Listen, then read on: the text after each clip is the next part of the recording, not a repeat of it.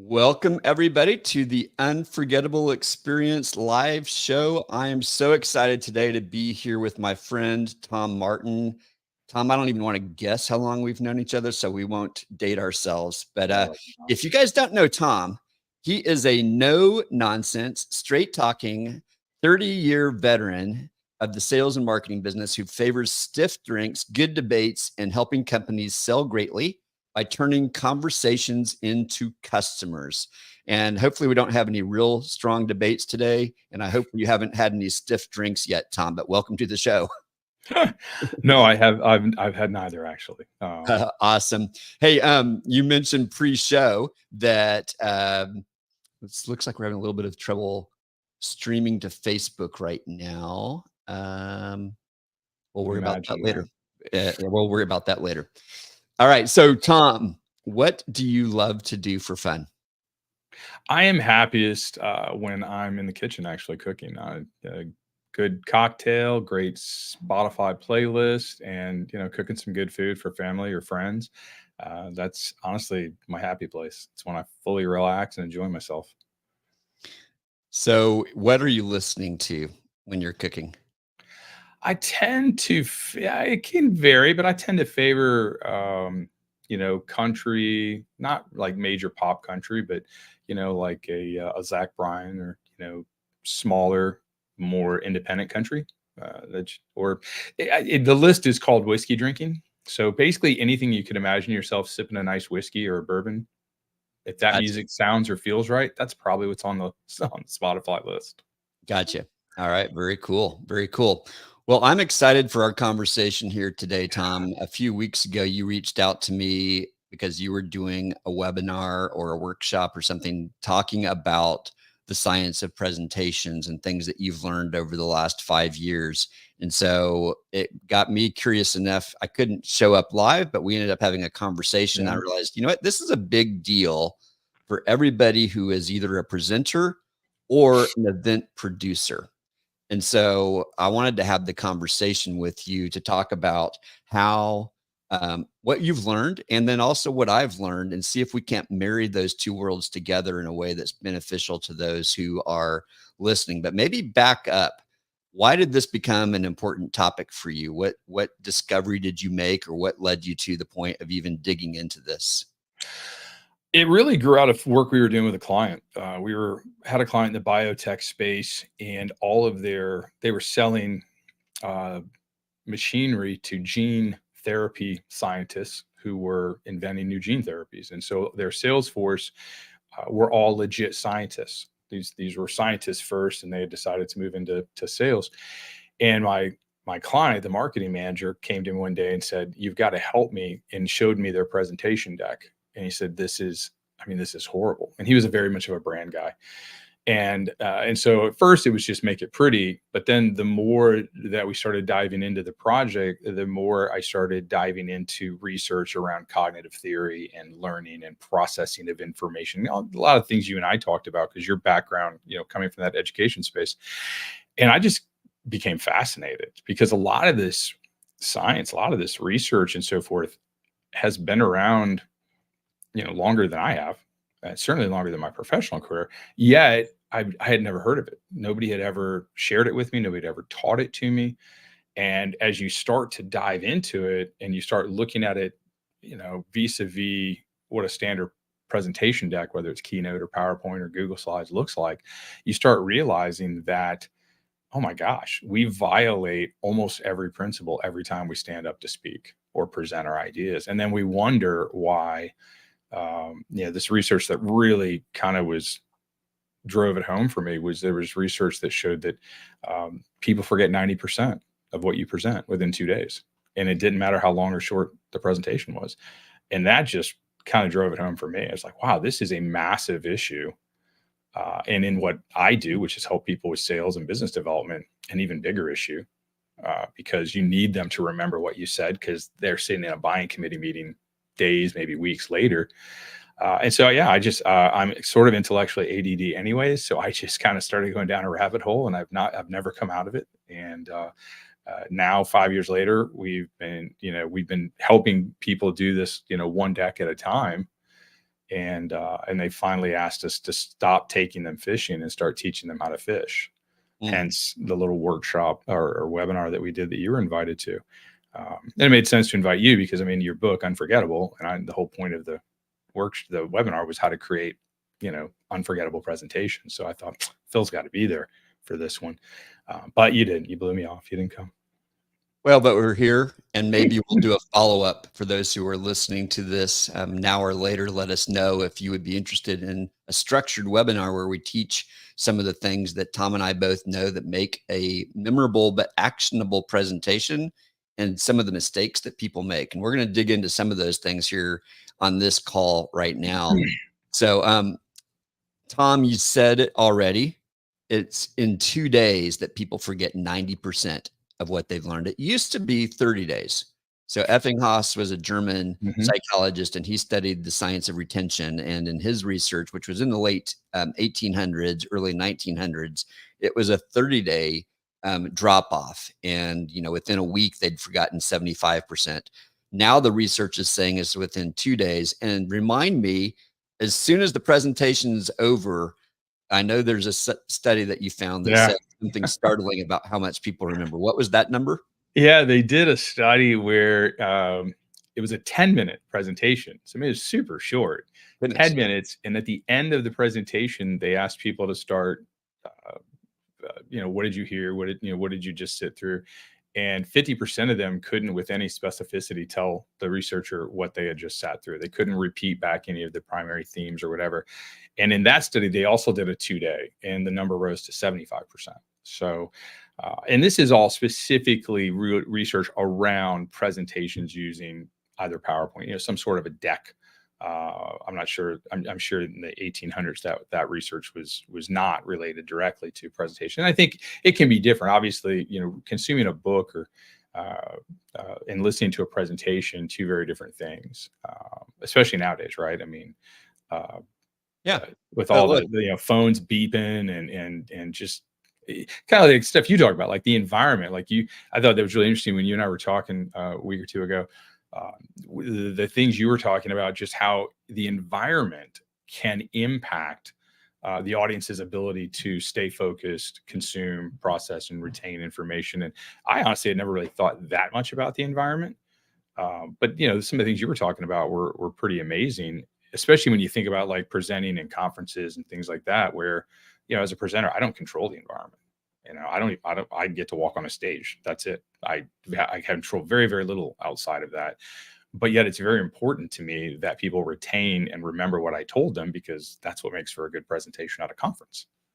Well, let's think about the environment real quick, because there are some things that you could control as a presenter that you often don't think you have any control over. So things that are in the environment, and we're just going to talk about the room where you're presenting for right now, okay? Yeah. Because there's obviously the larger context of a conference that has things going on. But in the presentation room, whether it's a keynote or a breakout session, some of the things that affect how people internalize and receive the information that you give, the temperature of the room. If it's too cold, people are concerned about their body. If it's too hot, they're also concerned. So, and obviously getting the temperature right is a science, and it's almost impossible. Like if you're in a room where it had no people in the room when they set the temperature, and all of a sudden 300 people show up, the temperature of the room is going to change because there's bodies in the room, and good events will actually monitor that and affect it. But the temperature of the room will affect people's disposition. The music that's being played, or the lack of music being played when people walk into a room, can affect people. So if it's really jarring, like, oh, I don't like country. Like, you said you like country, but I'm not a huge country fan. If it's like edgy, kind of country, that might distract me, or it might, put me on the right kind of edge. If it's something that's just like this really soothing music, it might put me to sleep. If Tom, that you're presenting right after lunch, you're that presentation right after lunch, there's something in the agenda that you need to be aware of. I'm right after lunch. I need to bring something different that's going to cause people to pay attention, because they are fighting sleep. Yeah. 30 minutes, 20 minutes into my presentation, I know that post-lunch coma is gonna be there. So I've got to plant something in my presentation that's going to bring them out of that doldrum back into my presentation. The lighting of the room, that's something you could ask, say, "Hey, you know what? I would prefer you not to keep it at 50% for my presentation because I'm right after lunch. Can you bump it up to 75% of the light? I don't want it to wash out my slides, but I want it to be bright enough that it gets people's attention. And by the way, those blue up lights, hey, those are going to put people to sleep. And I'm right after lunch. Is there any way we can change the color?" So Hmm. if you know these things that, hey, I can ask, they might say, we can't change that. Those are driven by someone, but if you know in advance, hey, color of my presentation theme is orange. Joe Polizzi not here. Could you do something with orange as the background during my presentation? If you ask in advance, they can do that. If you say, you know what, not only the walk on music, I want this song when I walk on, but as people walk into the room, this playlist would be awesome. Can you either do that or something like it? You can ask these questions, and you're now thinking about, how am I preparing people mentally, physically, emotionally for what's about to happen in my presentation? Because your presentation didn't start as soon as the MC introduced you. It started when they walked in the room. That's And really, so the music thing's really interesting because do you do that at social media marketing world? Do you guys? I can't remember if you guys, do you guys have music in the rooms before? there is music. It's more intentional in the keynote room than it is in the breakout rooms. I do have an intentional playlist that I've created. So, and here's what I think about. And I'm next week, I'm interviewing a guy who's going to totally differ with me, which I'm looking forward to that debate. But what I try to do is I try to create a playlist looking at the demographic of the audience. So if I know the audience is typically a 35 to 50-year-old woman from North America, then I can get a pretty good sense of what the sweet spot of music was that she was listening to when she thought she could change the world. Hmm. Which typically is in like college or soon Yeah. after college, right? That's that era in our lives when we think everything's possible and we haven't been hit with enough punches to think it's not, right? Not that we don't still dream at our age, but Yeah. that's an era where it's nostalgic and it taps into something really beautiful about who we are. So I try to create a playlist from that era. So it's 35 to 50. That means I've got a pretty good cross section of 90s to Yeah. 2000s music, and then I'm looking for what songs were popular, and I asked the audience, hey, tell me what songs get you inspired. I'm looking for songs that get people inspired to play during that time, and I want them to feel comfortable, like they belong in this space, but it's also tapping into that aspiration. Now, the guy I'm talking to next week would say, yes, make them feel comfortable, but also make them feel uncomfortable. So he'll take a familiar song. And I don't want to give too much of his heat away, but we don't have too many people watching yet. He then will take it and do an adaptation in punk. So he'll do a punk Oh, cover of Take Me Home Country Roads. yeah. So the song is familiar, but it's also unfamiliar. And he said, I Huh. like that because I'm going to be introducing some paradigm shifting thoughts in my presentation. And so I want to shift that around. So Tom, if you're giving a presentation that you want to create some cognitive dissonance Hmm. in the presentation where I'm going to be introducing some ideas that aren't the way you normally think about, your normal product or service or Yeah. whatever it is. You want to actually set the table with that, and music can help you do that. That's really interesting because I know probably 20 some years ago we were doing a new business pitch because I grew up doing new business for agencies that I worked at before I started my own. And I remember we had a big pitch and they were making fun of me because I did that. I created a playlist uh, and had it playing in the conference room, as they were arriving for this pitch. And everybody was laughing at me. They're like, what's with the elevator music? And it wasn't elevator music; it was slightly better than that. I was like, I don't know. I just want to kind of create a vibe. I don't want them to walk into a sterile. They've already walked into 3 or 4 sterile conference rooms at 3 or 4 different agencies around the country. I really kind of want them to. And we had this one conference room that was very artistic. We had One of our teammates had been in an accident and died much too young, and we had dedicated that room to her, and so it had all this mural painted on it. It was a beautiful room, and I did it in there for kind of the same reason, just like, hey, I want you to walk into an environment that's unlike any other environment I think you've walked into thus far, and set the stage for we're different without saying we're different, and of course, they asked about the mural, so it gave us an opportunity to have this very empathetic entry conversation Yeah. and connect as humans before we tried to connect as business partners, right? And it was, it was really powerful, and it ended up working. I think, as I recall, we did end up winning, but man, they really busted my chops for it. So it's good to know that even back then, I was doing the right thing. Yeah, you were thinking about the right conversation at least. Did you pick the right songs? Who knows? And we never get it right. And you're always going to end up picking a song that somebody in the room has a negative experience with. And someone else, it's like the song they played to their wife when they proposed or whatever. So, you can't predict some of that stuff, but it's still worth doing. Yeah, so I should stick to Europop. Maybe. Hopefully they've never heard it before.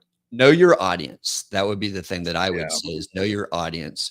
So, Tom, one of the things you found in your research is you found that text-heavy slides suck. That's the research term that they used, right? The scientific That term. was the technical term? Yeah. I don't know. The layman's term is they're overly. No. Anyway, what did you find out about that, and why do most of us create slides that suck, that aren't actually helping accomplish what we want? Well, I think the simple answer to that is, well, twofold. One, we don't know any better, and two, we're using the presentation as a script. You've seen it, I'm sure, that you present. I mean, I've actually watched presenters literally looking at the slide, reading it to me word for word, and then they'll turn back around like, oh yeah, that's right, y'all are here. But we use it. It's a crutch. It's a major crutch that is unfortunate, because not only will we have a text heavy slide, we'll bring all the text up at once. So I call it a show up and throw up slide. And because that's what it does, it just shows up and it just throws up all this information. And the reason it's so it creates such a disadvantage for you as a presenter, is that I'm reading everything on the slide, and most people, I think, intuitively know that. They're like, oh, you don't do that because everybody. I'm reading the slide. I'm not listening to you. What they don't realize is that they're not listening to you, but that's not a conscious choice. The brain cannot process verbal and audio text simultaneously, because there's this area of your brain called the Wernicke area, and that's the part of your brain that literally processes text, whether it's written or audio. So there's a different part of your brain that's realizing there's audio coming in, and it's processing that audio, but it has to get to that Wernicke area in order to actually convert into knowledge or understanding, right? And I can't read and listen at the same time. It's like, and I always I tell my wife this whenever she yells at me when she's talking to me and I'm doing an email on my phone, and then I go, oh wait, I'm sorry, what? You're not listening to me. It's like, you're right, I'm not, but it's not my fault. It's biology's fault. It's just, it doesn't work. And so that is, like, I think, one of the biggest challenges that I see. And it also creates a little cognitive dissonance, because especially if you're not reading word for word, now I'm and my brain's jumping back and forth. My brain's trying to create a synthesis between what I'm hearing you say and what I'm reading, because it's similar but not exact. So then it's trying to figure out, well, wait, which is the right version here, and it creates this huge cognitive load on your brain. And your brain only has, let's say your brain's like a pie chart. You've got 100% of it, and you can use that 100, and you're dividing that 100% basically, which is you're dividing it between processing information and then pushing that information into long-term memory. So if you increase the cognitive load and you're making me use most of my brain power to figure out what you're saying to me, then it doesn't leave very much left for me to remember, push it into long-term memory. Hence the reason why we forget so much of what's presented to us. But if you structure your design and delivery with the science in mind, you're never going to get to 100%. I mean, let's face it, no one's ever going to remember 100% of what you say, but you don't need them to. I mean, if you can just get them to remember the 4 or 5 key points of the presentation. That's enough. They can go get the details by looking at the deck afterwards. But you can, and I've seen research that has shown people have gotten above that 10% number of retention. And but again, we're just not taught. I mean, I've been in this business 30 years and nobody ever taught me this science. I went to a PowerPoint class, when I was 26 years old, and they said, here's how to use PowerPoint, but it was the technical, here's how to functionally use the software. But it was never, here's how to actually present information. In high school, I was taught to write papers and paragraphs and essays, and I was taught how to structure that form of communication, but I was never taught how to structure something in a visual tool like PowerPoint or Keynote. And it's a shame, because when you see a bad deck that's been passed through this process, and it's changed, and it's cleaned up, and it's really built the way a deck should be built, it's amazing. It not only does it just read better, but when you talk to the people presenting it, they'll tell you like, oh my God, that was so much easier to present. I was so much more relaxed. I had more room to freelance a little bit. I didn't feel like I had to memorize word for word what I had to say.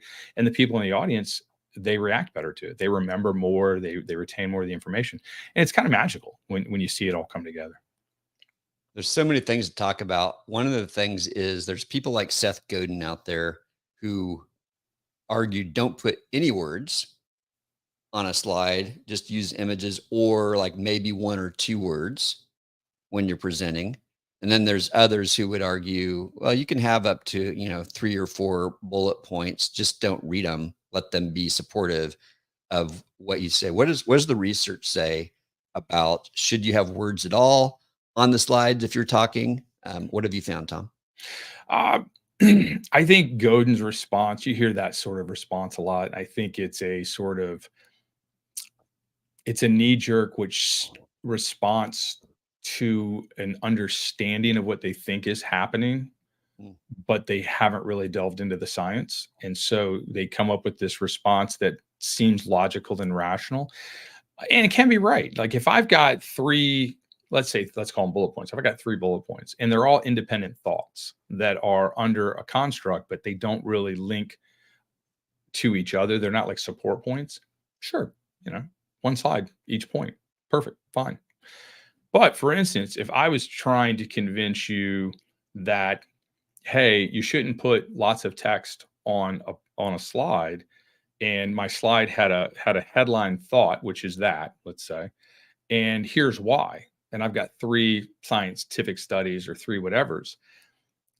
If I spread those bullet points over 4 slides, the title and then the 3 support points, as I'm going through those support points, you're having to try to go back mentally and go, wait, okay, what were the first 2 bullet points? You're having to try to remember, because Mm. your brain's trying to link them all back together to form this unified argument. If I put them all in the same slide, maybe I just gray them out as they go down. Your brain can process 400 words a minute. The average person speaks at about $1.25, Right. 150 maybe if you're in New York. And so your brain has way more processing power than you can physically speak through. So by putting them up there and using a cadence where I let the bullet build, give you a half a second to read it, and then talk and explain how it links up to the prior bullet, I'm making it really cognitively easy for you to go, okay, yeah, I see how that bullet builds to that one up to the headline. Oh, this one to the, I'm helping you connect the dots. I'm making it really, really simple. You're not having to fight to remember, what did he just show me 2 slides ago? So that's where I think that position really falls down. It flies in the face of the science. But I get it. I understand why people, I understand why people repeat it, because it on the surface seems to make sense.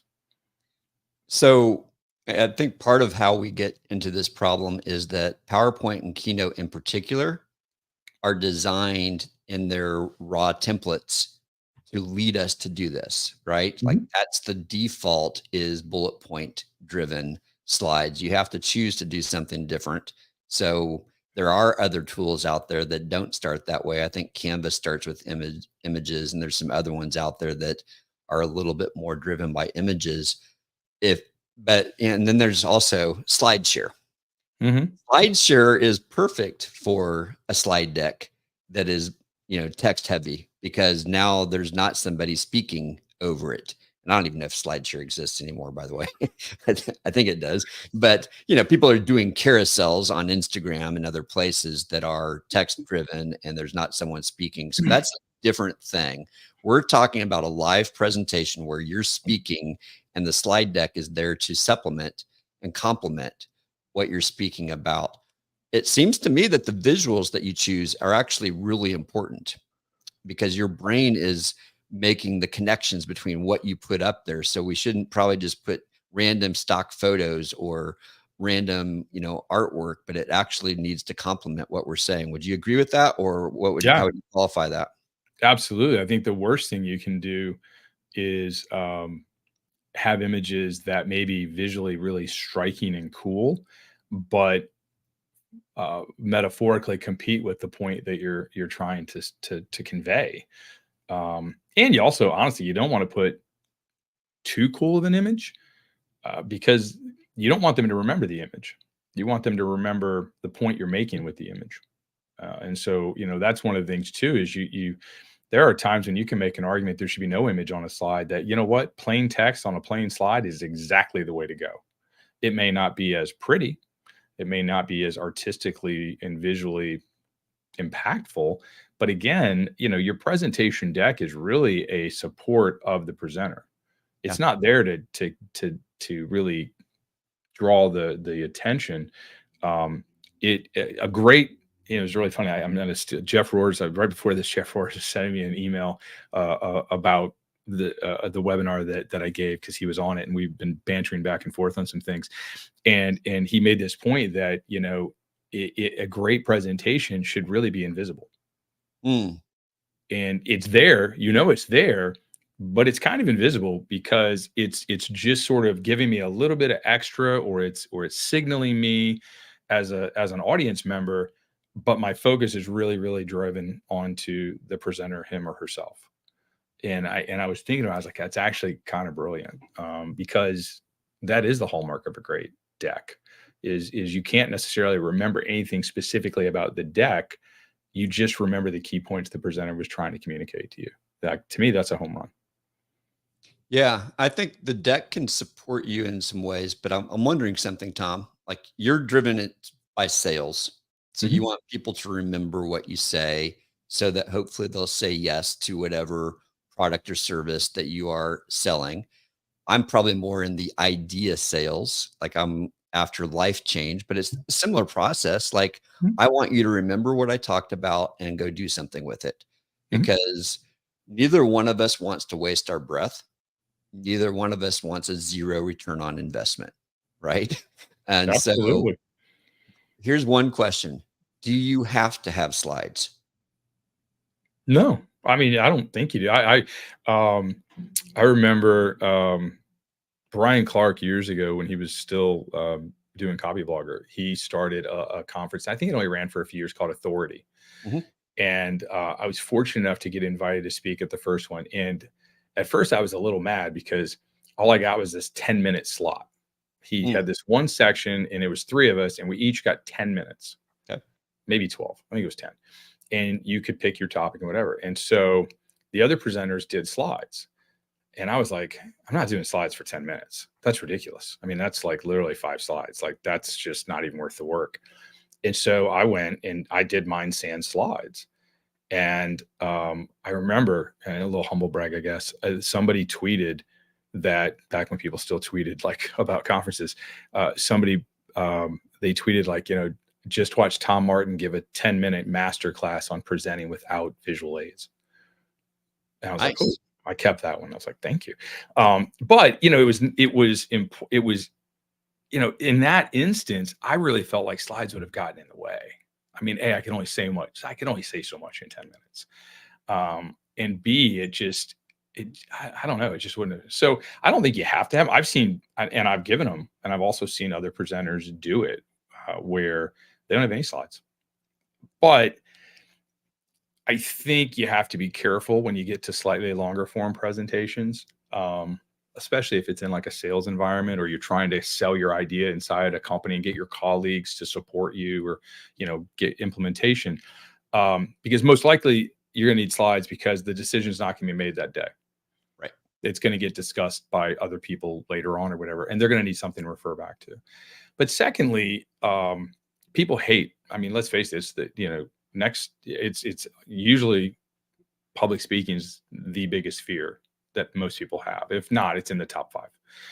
And so, if that slide deck gives you just a little whoopee and a little confidence to help you be able to be more effective as a presenter and just feel more comfortable and more grounded, I think that alone makes it a worthwhile exercise. But also, if you don't have slides, man, it puts a lot of pressure on the presenter. You darn sure better be a magnetic presenter to hold attention for, I mean, the average attention span, I think currently is around 18 minutes, 17 and a half, contrary to what everybody tells you about goldfish, which is, that's a whole nother discussion right there. So, to hold someone's attention longer than that gets to be really difficult unless you're a pretty accomplished speaker. So in some cases, it may not really be a realistic goal, though I've seen people do it. But there's something that the presenter that's not using slides does that I think all of us need to do when we're using slides. They have thought through the arc of their presentation, the emotional journey, the mental journey they're taking people on. They know at 17, 18 minutes, that is a place, but I would argue it's actually at 7 or 8 minutes, because if you watch TV, which, who watches TV anymore, but there's still ads being inserted on almost every platform. That's around the mark where they throw an ad in, because they know that's when we start to get distracted. So they throw something in and they're hoping that they left you at a place that you're going to come back and keep watching. Yeah, maybe I would argue that's more just a function of mathematics. They can only have so many minutes of advertising per hour of airtime. Do the math, they divide it up equally. Research that says that's when our brains start to get distracted. Yeah, you have to do something different in your presentation that, tell a story, move, throw a video in, do something that's going to keep people engaged, because their brains are going to start to wander. 17 and 18 minutes is, that's why a TED Talk is that length, because that's right how long we can handle one big concept. And so if you're going to go twice as long as that, then you've got to think that through. But the point that I was going to make is, when you're preparing a talk, start without slides and then say, how can slides make this better? And then also, memorize the darn thing. And maybe not word for word scripting like an actor, but you darn sure better be able to give the deck, the presentation, without ever looking at what's behind you, and without need and just could be able to go. Because I mean, I don't know if this ever happened to you. I've been presenting where the technology goes kaflooey. Yes. All of a sudden you're halfway through and you look back, there are no slides. It's gone. And you're like, okay. And you just got to keep going. You don't have any choice. Can I just say I love Misty right now because she says I agree with Phil. So I just want to call that out. Well, hey, I'll tell you what we can agree on though is it's not freaking less than a goldfish. It's not 9 seconds. No, it's not 9 seconds. That is the biggest pile of horse doo-doo. And I crack up every time I'm at a conference and I hear somebody show the gold, either make that comment or they show the goldfish. And I just so badly want to go up to him and go, have you ever actually tried to figure out where that stat came from?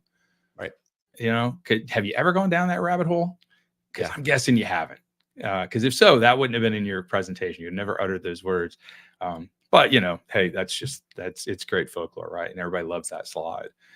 Freaking goldfish. Well, the squirrel from Up, when the increased amount of ADHD and those kinds of attention deficit issues that are there are true for us as presenters and for our audience. And I think that's one of the ways slides can be really helpful, is it gives a focal point. And as long as it's complementary or it's creating the right kind of dissonance, so if you're trying to actually create this jarring, like you're presenting an idea and maybe on the slide, you're showing the way people typically think, and then you're going to share something that's different. That could be a good thing, because you're actually trying to stir that up inside of people to then bring them to a resolution of why you think your idea is better than the traditional way. I think slides can actually support you in that kind of way. But what are your thoughts? Well, I think there are two. If you think about it, if you're thinking about it, and we're talking about this from like a conference presentation perspective, I mean, it's a very different kind of presentation.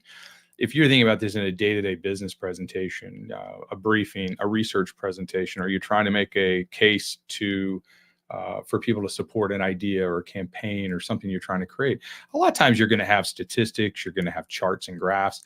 You got to have slides. Yes. Don't ask me to conceptually think about what you're telling me. Show me, give me the Absolutely. chart and graph. But even there, people need to really think, because I've sat in presentations where, slide 3 is a chart and the bar that's red is good. And by slide 9, the bar that's red is bad. Well, my brain's going, wait, hold on. What? Yeah. A few minutes ago, red was bad. Now red's good. Boom, you increased my cognitive load. You just made it hard for me to understand you.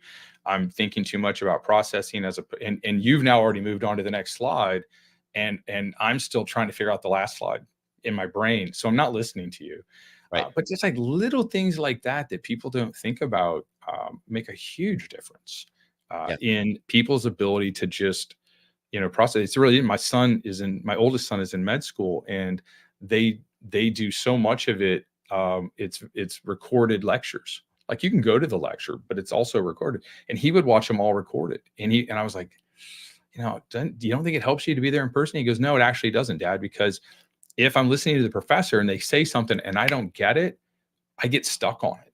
And then I lose the next. He goes, if I'm watching it on video, I just pause and I rewind, or I'll go look something up and I'll master what they're saying. And then I'll return back to the video. I was like, oh, that's an important safety tip for presenters. Yeah. Because our audience doesn't have the ability to hit pause. Sometimes they probably wish they did. Right now, I think Miss wants to hit fast forward on this conversation. So I might have sat. Yeah, I think we both sat through a few presentations we wish we could have hit. Yeah, where's the remote? remote? Delivered a few that people wish they could. Can I mute Tom right now? Yeah, exactly. Yeah. Now you sound like my wife. That's awesome. That's awesome. One of the things that you said in our pre-conversation was this idea of don't show up and throw up. Which is a vernacular for be organized and have some containers for your ideas. But maybe talk about that a little bit. What's different? Because the temptation is to do what I saw in a sales meeting recently, where a salesperson literally threw a deck together. There were all kinds of mistakes in it, like misspelled words. The sales still happened. The ideas were still there, but the deck wasn't very good. And I think, most of us don't do that, where it's half last minute thrown together, but we don't necessarily spend as much time on it as we could. So what is the structure that we should be thinking about when we're presenting? And particularly, like you said, maybe it's not at a conference, but it's an internal meeting or it's a sales meeting or something like that. Yeah, well, I think it starts with, I saw a comment you put up earlier. Somebody said, know your audience. And it really does start there. But know your audience. When I think about, especially if it's an internal type presentation, if I'm making to a client or a coworker or something, and I'm trying to get them to agree with something I believe in, or buy an idea that I'm trying to push. If I want to change your mind, I have to first know where your mind is right now. So you really have to think about your audience and figure out, what are they, where are they right now? What do they know? What don't they know? What do they believe? Why do they believe it? Where have they gotten that information? Really make a portrait of like where they are. And then, you kind of know where you need to get them in order for them to agree with you. And it's like a gap analysis. And so now, okay, I've got to get you from here to there. That's my story arc. That's my presentation arc. Now, how do I do that? What information do you need? What sequence, how should I sequence the information so that it makes sense and it's easy to understand, and really, really plan. And that's, I think, the biggest thing. A show up, throw up presentation is just not very well planned. It's just, my joke is always that it's like your audience is going to the Oprah show where she, sorry, my son overrides emergency.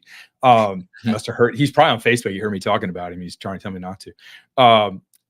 But like, if you think about like you've seen the Oprah episodes where she has the gifting, oh, you get a car and you get a this and you get a that. Well, that's a show up, throw up presentation. Here's an idea. There's an idea. Here's another idea. Here's a data point. Here's a chart. But it's not structured. It's just thrown at you. Mm, And it's mm. because we presenters erroneously believe if I just transfer all the information in my head to your head, well, of course you're going to think the way I do. Like, you're going to connect all the dots the same way I do. Wrong. And I'm not going to remember most of the dots because you just threw them all at me. You've been living with them for days, weeks, months, years. You just gave them to me in 30 minutes, and you're expecting me to do the hard work of, putting that into a storyline, connecting them in a way that makes sense so that I can process them. And that is, if you look back at really bad presentations, that's usually the first thing you can lock in and go, yeah, you know what? There was no really good structure to the way that information was presented. It didn't make it easier to understand, which is really a function of time, training, and talent. We don't have enough time. Nobody's ever really been trained in this, and a lot of people just, and I'm not being mean, but a lot of people just don't inherently have that storyteller talent. It's just, some people are good storytellers. They're good at organizing information and putting it together and presenting it to you. Many are not. And without some help or some training, they kind of flounder. Yeah. And there's obviously help for all of those things. I think what you got interested in doing was helping to redesign the decks themselves for your customers. Mhm. And so when you do that, let's say someone brought you a deck that by your estimation is not very good, you're not getting the results. It, misses the mark on a lot of these things that we've been talking about. What's the first thing that you would do in trying to help them reorganize that? Or even if you're training them Mhm. how to look at their deck and make it better, what is one or two things that you would do immediately that in almost all cases will improve it? Let's say get the 80% improvement that we're all looking for. Well, I mean, the first step is always just making sure, we understand who they are, what they're selling, so that we understand what the deck's trying to communicate. And then the second step is we'll wireframe it, much like a website. It'll just be text on white backgrounds. There's no visualization whatsoever. And we'll wireframe it, and we will create what we think is the best order. We'll create those concept containers, like what are the 3 or 4 major points that somebody needs to leave with, and we'll try our best to craft really good, compelling, and memorable concept containers.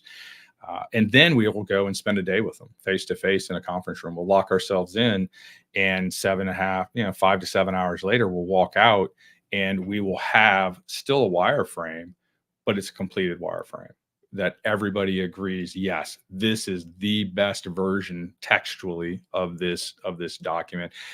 Where imagery is going to come into play, there might be notes, but then one of their design team or one of their design assets will then skin it. If they don't have one, we can do that for them. I prefer for them to do it, but we can do it too. And then when it's done, we come back and we review it again just to make sure. And I will literally make them present it back to me. Because it's one thing to look at a deck, it's another to hear it presented to you. And as we're going through that dry run presentation back, I'm still usually making a few edits. And sometimes they'll make the edits. Sometimes as they're presenting, they'll go, "Whoa, wait, hold on. Do you mind if I change this? Because to me, I feel like it should be like this." And 9 times out of 10, I'm like, "Yeah, I was just about to say that. Why don't you do that?" And so they'll make those final tweaks, and then that's it. That's the deck they go to market with. The whole process is like 6 weeks, start to finish, in a couple of real big bursts of effort. But it's amazing, when you get into that room and you're doing that design workshop with them, and you see the light bulb go off. Mm. Like, once they get the science and they start applying it and they start really figuring it out, the rapid prototyping begins on the deck. And if you could see like how fast it goes from, kind of where it started to where it finishes, it's kind of amazing. And it always turns out better than the original. I mean, we take in a decently, a good wireframe, but once they really get involved, the wireframe elevates. And it's like I said, the next thing you hear is, "Hey, we used it. It was great. So much easier to present, so much easier for them." And that's the beauty of it. So now I'm trying to work that into a general workshop of how can I teach you to fish? Instead of just fixing one deck, how can I teach you to fix all of your decks? What kind of results are you seeing from from this before and after? Or do you have any data that supports the increase in results, sales, or whatever the goal was? I do, but I do, but nothing anybody will let me talk about, because they don't, it's sales data, and we're never allowed to reveal our client sales data. Well, Um, just without names, like what kind of percent improvements have you seen? uh, I mean, it depends, because you can have a great deck and still have a terrible salesperson, terrible presenter. So, But yeah. on average, my clients will tell me, like, if they're using them as pitch decks, they feel like they're winning twice as much as they used to, which that's That's awesome. pretty good. I mean, now they may have only been winning 5% of the pitches, and now they're winning 10. They may have been 25%, now they're winning 50%. Like, so it kind of moves, but anytime you can double your output. Um, I think um, the bigger takeaway that we get back from a feedback perspective, especially if you're talking about people doing internal decks where there's no sales number attached to it. It's, are my employees producing better decks, and we're having better meetings. Mhm. So Microsoft says there's like 30 million presentations a day in the Holy cow. world. Holy cow. And um if you take like the effectiveness numbers, like I did up this whole mathematics and put it in a blog post. It's, if you take the time people waste producing ineffective presentations and the time wasted in meetings where ineffective presentations don't lead to any outcome, it's just another meeting and another presentation. It's literally like a $10 billion a day problem worldwide. It's huge, because the average presentation to produce it, depending on what you're paying your employees, is anywhere between, say, $750 and $1,000 of salaried time. Yeah. When it's all said and done, and another 500 or 600 maybe for people to sit through a 30-minute meeting where nothing gets accomplished. Like, there's a huge inefficiency problem. And so, that to me, and that to me is the bigger value prop. Yeah. But I don't have that kind of statistical number, because they're not even tracking it. I don't think they have that anecdotal sense that, hey, we're getting more meetings where we seem to get decisions, or we at least get decisions faster, or there's less, okay, I need to have a follow-up meeting, or I need you to send me a follow-up matter. They just understand inherently that they're moving forward in a more efficient manner. Or they're remembering what was talked about so that the Mhm. follow-up conversations are more productive. Oh So, yeah. yeah. Yeah. And especially if you're in a situation where, like, I need to present to my boss and my boss needs to take it to their boss, or I need to present to my primary client, but they need to take it to, the director of advertising, the head client that I don't get to present to.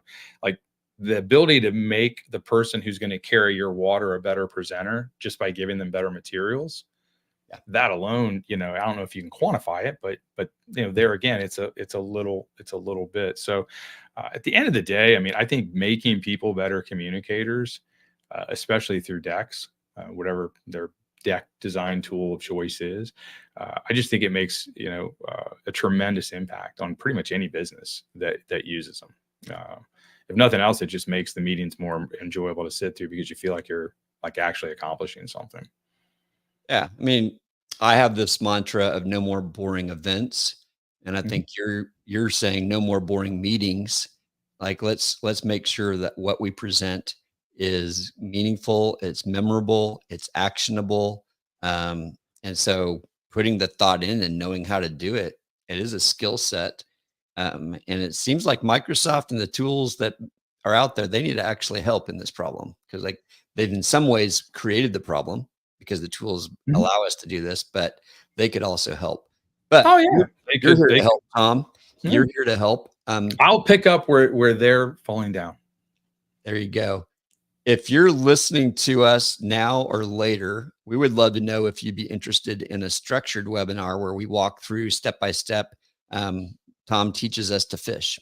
And we Yeah. walk through some of the things both in the presentation itself. I can walk through more of the things around the presentation. If that's something that sounds interesting to you, drop us a yes wherever you're watching this. We'll go back and look at those comments later. And if so, we'll schedule something in a few weeks and get it out there. In the meantime, Tom, where do people follow up with you? What's the best place? Is there an email? Is there a web social platform? If they're interested in diving deeper into the science, we've published some stuff on our blog at conversedigital.com, or they can go to perfectpitch.com, and there's the whole landing page that talks about the science, has some additional articles they can read, or if they want to reach out, there's a one-click button to schedule a call, and we can I can take them through more in depth and answer any questions they have. Awesome. Perfectpitch.com. Well, Tom, I appreciate you jumping on with me here today. Yeah. This has been a fantastic conversation. I've enjoyed it. I've learned from it. And I also realized there's a lot more to dive into when it comes to this. So appreciate you highlighting the issue and taking time to be with me. Well, flattered to be invited and asked. It's always fun to talk with you, but the fact you gave me an opportunity to talk to the people who follow you, it's always a great joy. Thank you. All right. Well, thank you, Tom. Thanks, everybody. Have a great day. See y'all.